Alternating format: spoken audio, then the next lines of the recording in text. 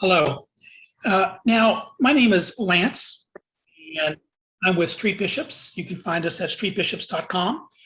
And this video here is going to be about what business structure you may want to choose for your ministry, right? So there are a lot of ways that you can set up your ministry, but really, I want to give you sort of the nuts and the bolts, sort of the truth on the street about what you need to do when starting your ministry. So let me tell you what usually happens, right? So I've been leading this group for 20 years, and what we do is help people start their ministries. And oftentimes, when they begin to put together their ministry, the first thing they're thinking of is the stuff that they feel most competent to do, like get a business license or start a 501c3 or whatever. Not that they know how to do it, but they think that's what, folks think that's what you have to do first. And of course, that's not what you have to do first, right? When it comes to the business structure, the first thing you need to do is start speaking to people and serving them to show them that you love them and have a relationship, and then tell them about Christ. That's what you need to do before you do any of the business stuff. But since this video series is about setting up your ministry, we want to make sure we cover everything from, when you first have the mission placed in your heart by Christ, all the way through naming it and developing it and creating the programs and assessing your programs, etc. And as a part of that, we want to talk about the business structure, okay? So let me you may already know this, but let me go ahead and just give you some sort of baseline business facts about ministry. Number one, in the United States of America, a Christian ministry holds a lot of sort of special quasi-business capabilities, even without filing the first piece of paperwork, right? Because of Thomas Jefferson and the separation of church and state, we are permitted in this country to engage in religious activities in whatever way we choose, spreading whichever religion or gospel we want to choose, and to do it in the way we'd like. The only time that it starts to get wrapped up in the legal system, the courts, with business names and corporations and business licenses, is whenever you are engaged in your ministry and it begins to take in and utilize a certain amount of money. Because then there needs to be accountability for that money. And as you begin to serve more and more people and your risk increases, you may want to protect yourself from lawsuits and other things that may happen. Anybody can file a lawsuit against anybody for any reason, but the way you give yourself protection is in the way that you set up your structure. If you're not engaging in any ministry at the moment, then worrying about what business structure you have does not matter. Okay? The only time it might matter is if you're applying for a grant and the grant says that you need to be a 501c3, okay. Then to apply for that grant, you got to go through these steps. File corporate paperwork. Get a tax ID number. Use that tax ID number to ask for not-for-profit status. Then take all of that information and include it with your grant application, because at that point you're a not-for-profit corporation.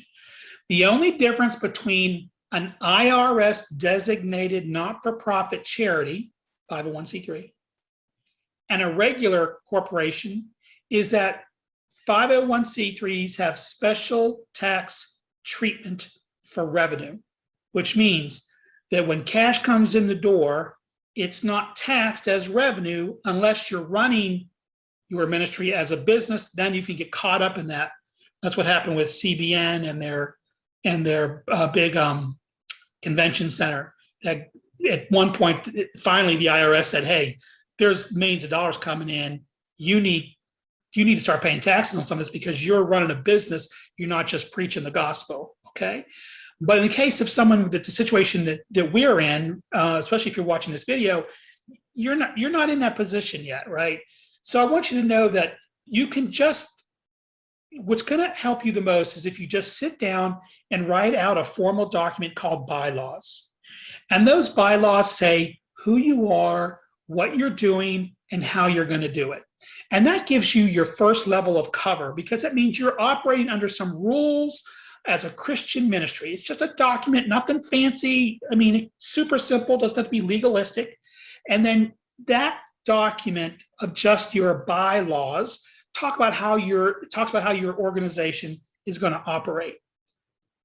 The next level that you would want to go to is, unless you have to for a very specific purpose, do not get a business license, because a business license is for-profit activity, and that's not what you're doing.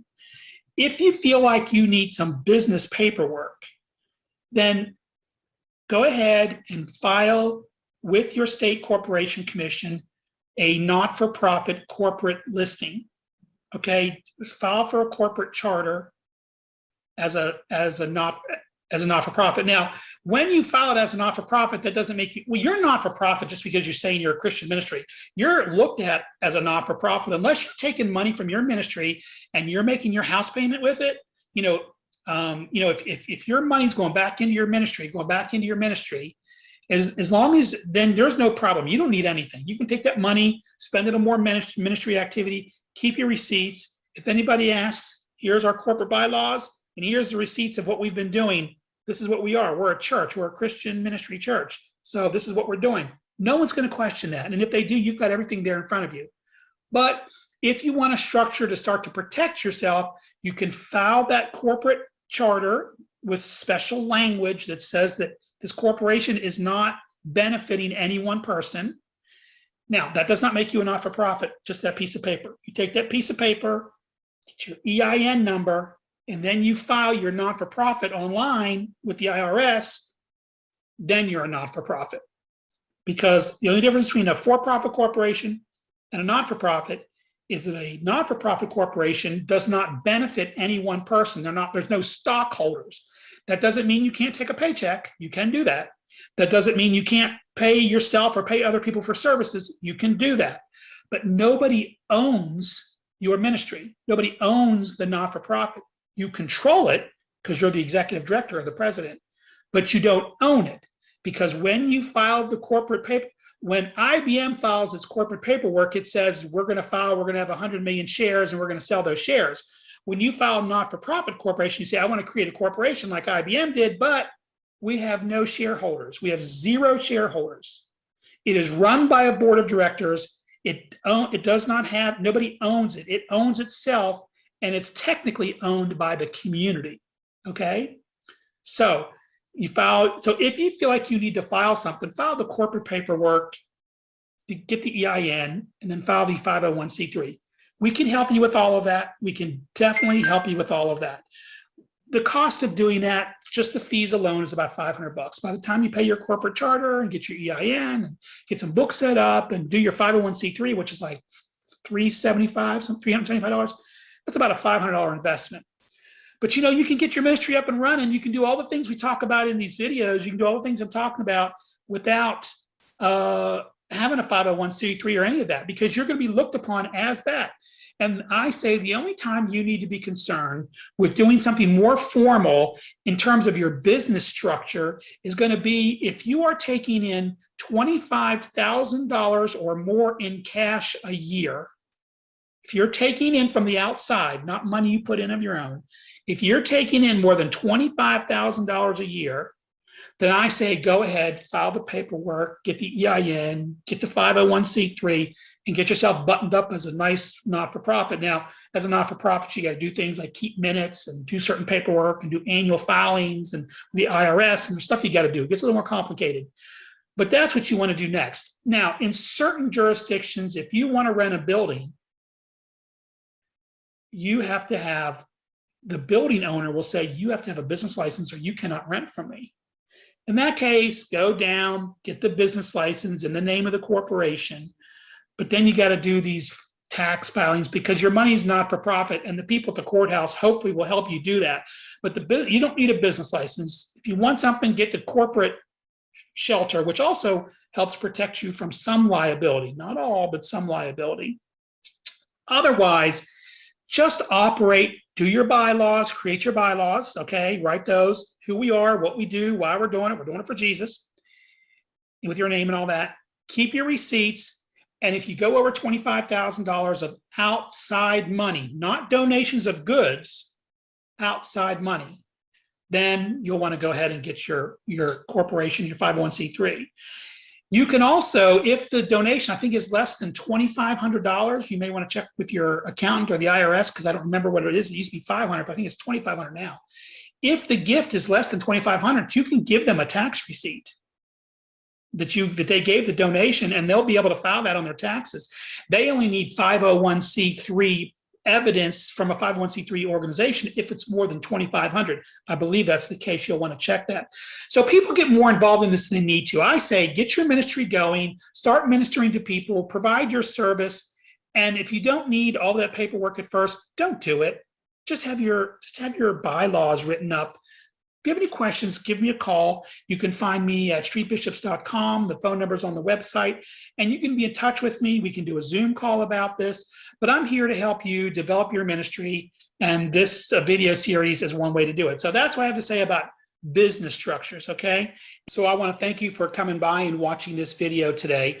Please be sure to click on the subscribe button below if you're watching this on YouTube. And I want you to also mark the bell so you get notifications. If you're watching this video somewhere else, head on over to YouTube, to Street Bishops, that channel, and go ahead and subscribe while you're there so that you can get additional videos. And you can come by our Facebook page at Street Bishops. And so we just want to connect with you and hear from you often. You can also write to me at secretary@streetbishops.com. Have a great day, and we look forward to seeing you in our next video.